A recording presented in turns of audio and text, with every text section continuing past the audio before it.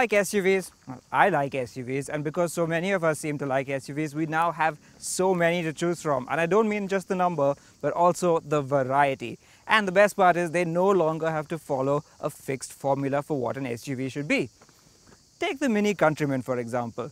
It is a Mini through and through, and that means it looks really cool and retro and funky, and it also should be really great to drive. But it's also an SUV, so it's a little higher off the ground so it can go more places, and it's got more space and practicality as well.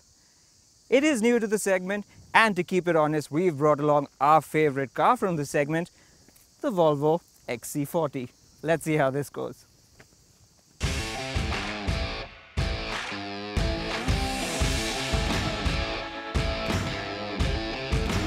So both these cars take a slightly different and quite unconventional approach to the compact luxury SUV formula. The Mini is unabashedly retro, while the Volvo has a uniquely Scandinavian coolness about it. And frankly, both are really attractive in their own right. What you will notice is that the Volvo is clearly a little bit larger than the Mini and has a bit more ground clearance. The Mini also adopts a more hatchback-like shape, while the Volvo is taller and more upright. Now, mechanically, neither of these cars is really an SUV with proper off-roading capabilities. Instead, they are crossovers. But while the XC40 has an all-wheel drive system, all versions of the Countryman are front-wheel drive only. Not that most owners would ever need it, but at this price, they tend to expect it. And like the exterior, these two have very disparate approaches to their interiors, which I'm going to take a look at on the go.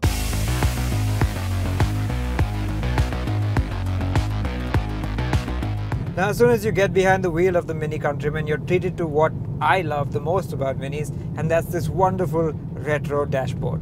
There are circular motifs everywhere, like the one around the central screen, the door handles, the dials, and I really like these retro toggle switches they have everywhere.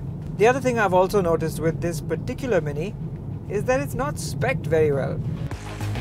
While customization is usually synonymous with Minis, that's not the case here. Since the Countryman is the only Mini to be assembled in India, you cannot customize it at all, and instead you get 3 set variants, of which this Diesel Cooper SD is the mid-level spec.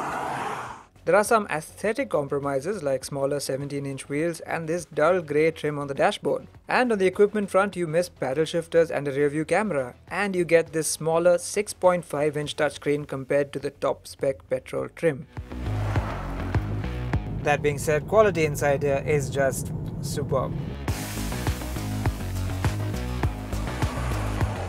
But from the driver's seat you do get the sense that you're still just in a mini hatchback, because you sit quite low down and you've got this really aggressive driving position. It's all very nice actually if you're in the mood to drive fast. It's just that you don't get the sensation of being in a proper SUV or even a crossover for that matter. But what you will like from behind the wheel is the way this thing drives. The Countryman is a proper Mini in that respect, I'll tell you that much. The steering feels a bit too heavy and the ride feels a little bit too firm at low speeds, but all that translates into a superb handling package when you start to go faster. Once you get going in the Countryman, it feels like any mini hatchback. It just shrinks around you and you can toss it with reckless abandon around corners. It's a fantastic driver's car. And then there's the engine, this 2-litre turbo diesel with 190 horsepower and 400 Newton meters of torque. It is an absolute rocket. In our test, this car did 0 to 100 in just 7.5 seconds. That is really quick. In fact, the Mini is quicker pretty much across the board, be it in acceleration from a standstill or in kickdown for overtaking, as you can see from the chart. It's almost 2 seconds quicker than the Volvo to 100, and in practice it feels even quicker than that. So it's clear that the Countryman has the edge on performance, but does that make the XC40 a damn squib? No. Not at all actually.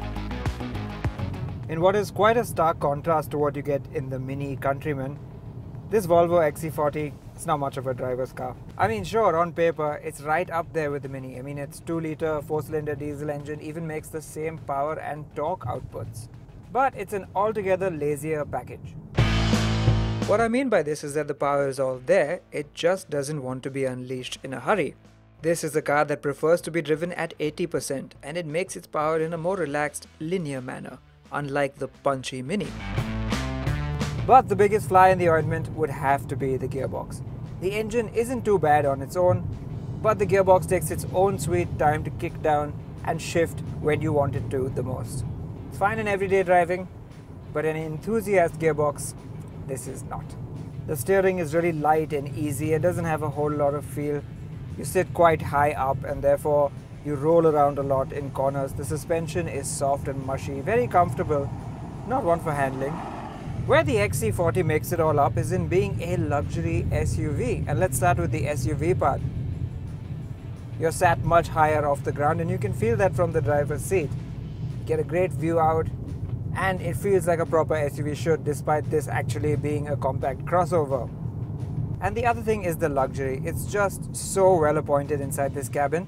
Don't get me wrong, the Mini is too, but this one really feels special. The quality is right up there with the Mini, and the minimalist design has its own appeal. Some might not like the orange trim on this car, but you don't have to have it. And overall, this is a practical and well thought out interior. And finally, of course, there is Volvo's unbeatable equipment list. It is so vast, I don't think anybody could ever come close to it. In fact, I'm going to ring it up on the screen in comparison with what you get in the Mini right now. The Mini is decently equipped, but the XC40 is just next level. There are cars twice the price that don't even come close. The real ace up the Volvo sleeve is its bank of active and passive safety features. It even has semi-autonomous driving, which will drive the car for you provided the road is neatly marked out. Granted, much of this isn't really useful on Indian roads, but it's just incredible to see it on a 45 lakh SUV. So there you have it. While the Volvo might not be the most engaging or fun to drive, what it does instead is get the fundamentals of a luxury SUV just right. And then it goes that extra step to pamper you a little bit further. When it comes to practicality, they're quite evenly matched. The Mini has a slight edge on back seat space, while the Volvo's seat feels a tad low and upright. When it comes to boots, again they're pretty evenly matched, but the Volvo does have an edge with a floor that folds up into a luggage separator with bag hooks built into it. Both these cars do things a little differently from the usual crop of compact luxury SUVs, but they do it in very different ways. The Countryman, like all Minis, is really easy to fall in love with. It's got that real emotional appeal. It's fantastic to drive and it looks really cool and is quite stylish. It's also, because it's the Countryman version, very practical, and you could use this as a family car, no problem. However, for the money, you really just don't get enough out of this car.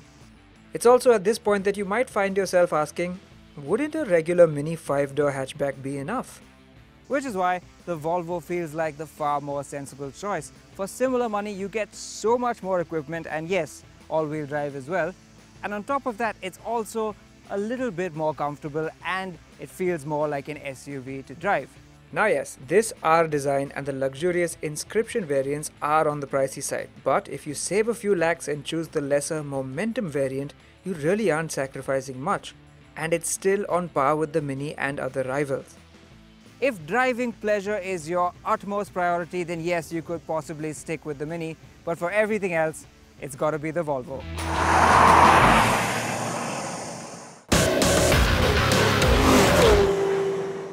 Not long ago, Bajaj made some rather brazen references to elephants in a promotional video about the Dominar. Now, the Dominar was a capable motorcycle, but it wasn't exactly a blockbuster, and that meant the Dominar turned out to be, well, the elephant in the room for Bajaj. Not everyone believed the Dominar could replace Royal Enfields, and it didn't, as it turns out. And what didn't help further was the fact that it was a bit heavy, mildly vibey at mid-revs, and then there was a suspension, or so they led you to believe. So, Bajaj decided to rework the Dominar a bit and decided to bring it closer to the Pulsar CS400 that it displayed at the 2014 Auto Expo, something that got us so excited. Yes, this is that motorcycle. To make this happen, they threw away that fat 43mm telescopic fork and replaced it with a fat 43mm upside-down fork, bumped up the power by 4.5 HP and moved, like the new 390 Duke, to a double overhead camshaft setup, in addition to reworking the exhaust unit. It also chose not to add any more spark plugs to the mix, keeping the number at a healthy 3. Apart from that, Bajaj has worked on smaller details as well, such as the revised secondary instrument display that now gives you detailed riding data such as average speed, dynamic and average fuel consumption, fuel range, trip time and more. However, this display is only easy to read if your eyes are positioned somewhere near your chin. Visually, the only big noticeable differences are the swanky cast aluminium mirrors, the blacked out bits of bodywork, and the alloy wheels that are no longer golden but have gone back to being black with polished outer edges. However, has the sum of all of these new parts made it greater on the whole? Now that's a question I can answer only if I ride it. So can I please go ride it now?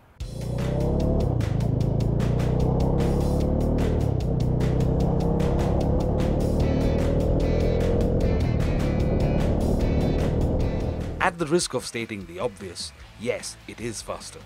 More importantly though, it feels better suited to sustaining highway speeds because the vibrations are down to a minimum, emerging only past 8000 RPM at mainly the pegs and to some extent at the seat. The handlebar thankfully remains muted for the most part. The fuel-injected motor certainly feels a bit crisper, and Bajaj has put in some good work to make it more refined.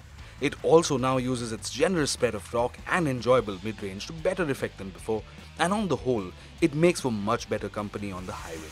Also helping matters is a slipper clutch equipped 6-speed gearbox, which certainly makes quick shifts a niggle-free process. 100 km per hour comes up at roughly 6000 RPM in 6th gear, at which point the Dominar's engine feels fairly unstressed, and it would be fair to guess it has a marginally better top speed than before, perhaps going just past 160 kph.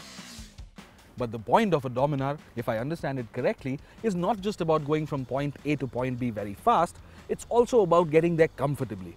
Now, the older bike wasn't quite perfect in this regard, but you would imagine that the newer bike has gotten much better, right?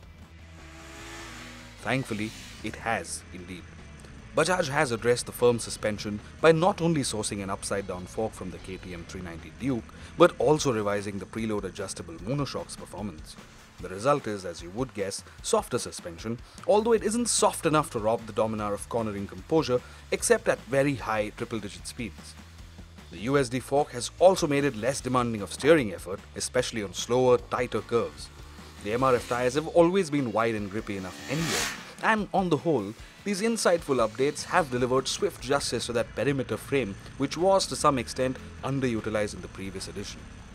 Another improvement to the Dominar has come in the form of braking feel, since it now offers better progression and feel, in addition to the decent bite it already offered, although it's still not the best in the business.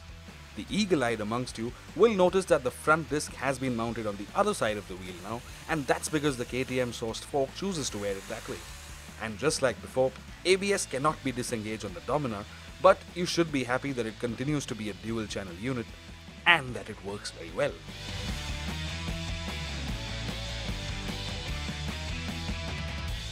By the look of it, Bajaj does seem to have taken the right steps to make the Dominar more appealing. But I do hear some of you say, is it too little, too late? To be fair, it isn't too little at all, but the timing could have been better. You see, in the time since the Dominar first came into being, motorcyclists like you and I evolved quickly towards wanting retro-style machines or adventure tourers. The Dominar, by the look of it, is neither. In terms of capability, the Dominar can do most things your average entry-level tourer can, but it could have done with an added dash of visual drama, perhaps with some purposeful, go-anywhere touches and some tactical equipment. It's not so much about Bajaj selling you a better bike than it is about them selling you a better dream. But maybe now simply isn't the time. Also, to be fair, the Dominar is better at what it was trying to be, but it just doesn't overpromise and nor does it overdeliver. Safe, in a word. With no direct competition in sight, Bajaj is now free to price the Dominar without anyone breathing down its neck. That means Bajaj may price the new Dominar at 1.8 lakh rupees ex-showroom, which is a fair increment given the added equipment and performance it offers. The best part is, it still handsomely undercuts other big singles like the TVS Apache RR310, the Honda CB300R and the BMW G310R as well. And does this mean the elephant in the room has finally been addressed? Let's just not bring those up for now, because elephants, as they say, don't forget. Look at the Dominar as a fast, stylish, affordable, comfortable and up-to-date everyday motorcycle, however, and it now makes a lot more sense than before. And maybe, just maybe, that's all it had to do in the first place.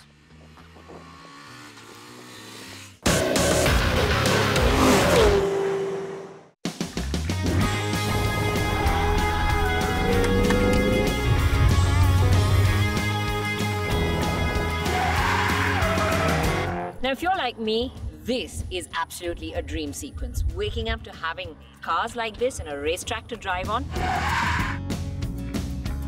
A place like Longhorn Racing Academy is perfect to get an experience of a lifetime. Because no matter how experienced you are, every lap around a track just makes you better. And having someone to show you how it's done makes the progress so much faster.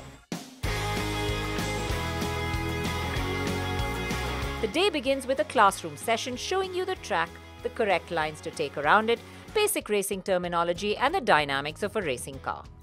The Harris Hill Raceway, where Longhorn Racing Academy is based, is a 2.9-kilometer circuit with a mix of on and off-camber corners, blind corners, sweeping ones and elevations.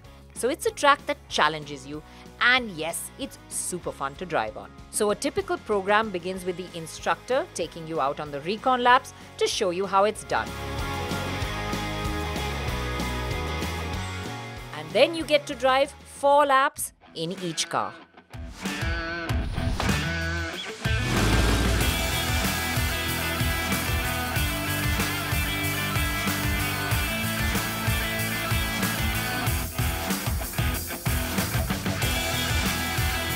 The first 3 laps have given me a true rush of adrenaline. But when I get out of the Porsche Cayman and into a Lamborghini Huracan, the heartbeats pick up the pace.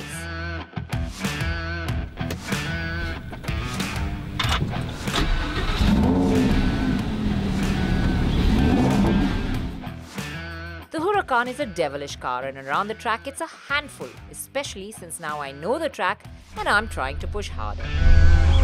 Coming over the crest, I almost lose it as I floor the throttle, and the 610 horses of that V10 all come together and it belches out a wave of torque.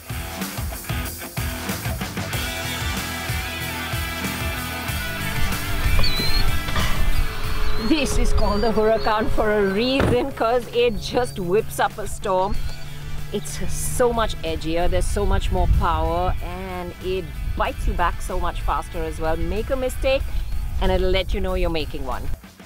After the Huracan, I'm like the kid in the candy store and I just can't wipe the grin across my face. I mean, isn't this just the best day at the office when you have to get out of a Lambo and into a Ferrari? What more can one ask for?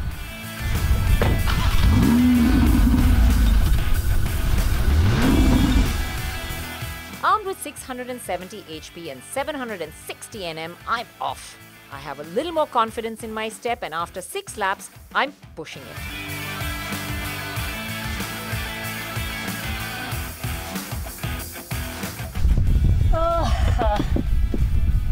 Nothing like some horses under the hood. You know, I really like this steering. It's very tight, minimal movements needed on it, and I kind of am now getting my rhythm. I'm learning the corners. I'm getting there.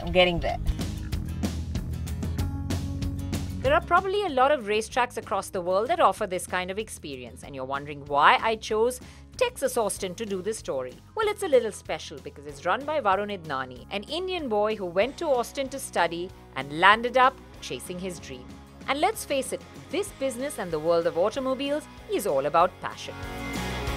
We've offered various forms of driving instruction. You can bring your own car or you could drive one of our cars. What's cool about our supercar program is we offer a very diverse fleet of exotic. Will be the new AMG GTR, and we also have a new 911 GT3 coming in as well. You know, how does one typically get to Longhorn Racing, get a program? Absolutely, yeah. It's a very easy, simple arrive and drive experience. So you can start off with 3 or 5 laps in the car of your choice. You know, the exotic experience is cool. Everybody, grew up dreaming of a Ferrari or Lamborghini. So, Tell me about that. Yeah. So checking that off the list is always cool. Honestly, sky's the limit. After that little chat with my lunch settled in my stomach, I headed back to the Porsche GT3.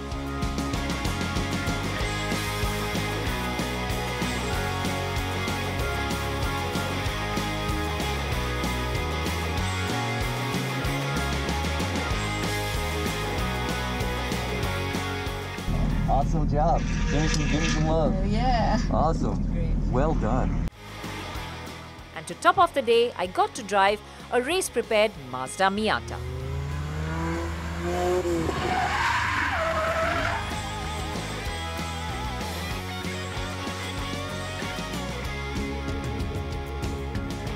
Oh, that is just absolutely the most amazing morning I have ever had. I mean, this is like a tick on the bucket list like never, ever, ever before. And now it's time for safety tips with Servo Futura G Plus from Indian Oil.